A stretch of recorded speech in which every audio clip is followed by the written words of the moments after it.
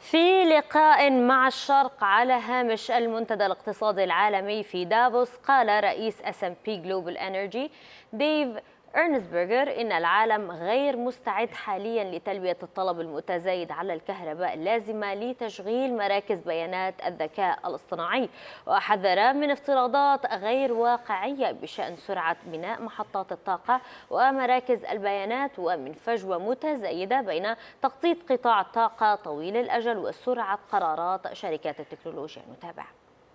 In the past 12 months, there's been a very new and very meaningful discussion going on between the big tech organizations and the big energy suppliers around how to bring enough electricity to the market to supply the data centers that underpin the AI that we all now use in our lives. So energy transformation this year is really about how does the electricity market grow at 3, 4, 5% per year, and it's going to grow by 40% in the next 20 years, right? Okay. How does the market do that in a way that's both affordable and reliable? That's the big issue here. So we're not talking anymore about energy transition. Are we talking about energy expansion and more and different sources of energy, and how? Correct. So the energy transition conversation has turned into energy expansion. The question is, what does that mean? What that means is we know very clearly now that the world is going to need every source of energy that it has in order to meet future demand for electricity in particular, but actually also every other form of energy that we use. So energy expansion is moving away from this idea that we're going to replace demand for oil with new demand for renewables and actually grow demand for oil and rapidly grow demand for renewables. And that's really what expansion is all about. And with everything that's happening, the geopolitical pressures from all around the world, what does that say about pricing energy and the assumptions that are related to that?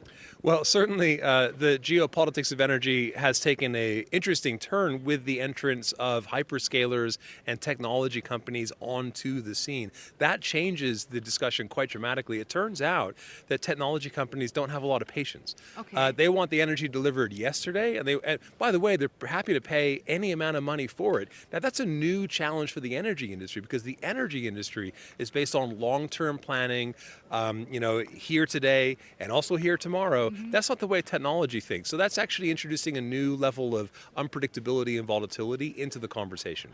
So when we talk about technology companies and how AI is factoring and the amount of energy AI needs, are we ready for that? What do we need to be ready to supply the energy needed for technology and AI? Right. So as things stand today here at Davos in 2026, the world is not ready to supply the energy that the AI providers need to keep their data centers running. That's a big, big issue. So there's a huge debate going on here about whether or not electricity suppliers need to build giant new power stations to supply these data centers or not. Because on the other side of the coin, while the hyperscalers say they need vastly more energy, particularly in the United States, but also in China and parts of the Middle East as well. The question that becomes, well, will that demand still be there 5 years from now? Or will there be a big breakthrough that makes their consumption of energy much more efficient? And it turns out they won't need that power after all. So, this is why the conversation needs to come together about both immediate needs and also long-term assuredness about stability in the industry. So are we making wrong assumptions about the need and the amount of energy that we need? Well, we're definitely making wrong assumptions today because the assumptions that people are talking about here in Davos around electricity to be supplied between now and 2029 are literally impossible. And if the assumptions are impossible, then they must be wrong. Okay. So what is the biggest misconception that we have today?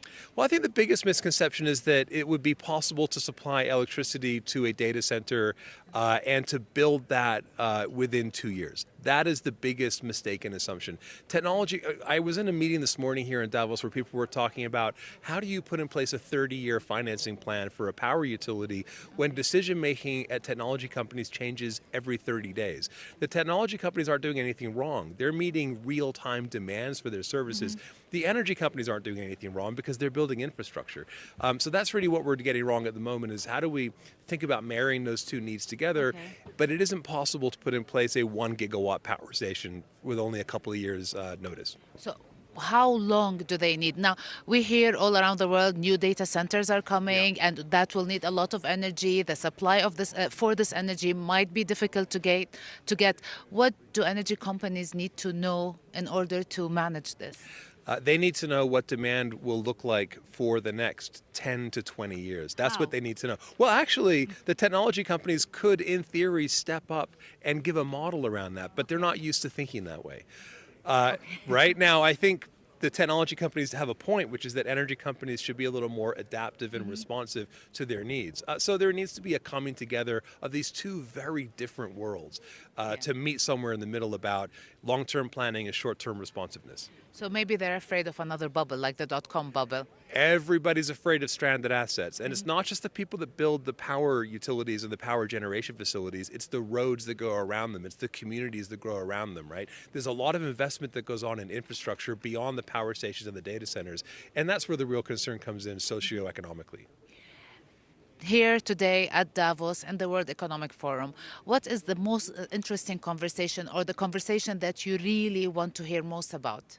Well, I'm an energy person, so the thing I'm most interested in is the conversation that's going on around actually the supply of infrastructure to the energy industry. I was talking with somebody at one of the manufacturing companies today, and they were telling me that if somebody ordered a gas turbine for a power station today here at Davos, they wouldn't be able to deliver it until 2030. Okay. So there's a real supply chain conversation that needs to happen to underpin the aspirations and the hopes and the dreams that get talked about at Davos. And I find that supply chain conversation will actually provide the answers to most of those questions. Is there anyone who is actually doing it, anyone who is trying to be ready for this?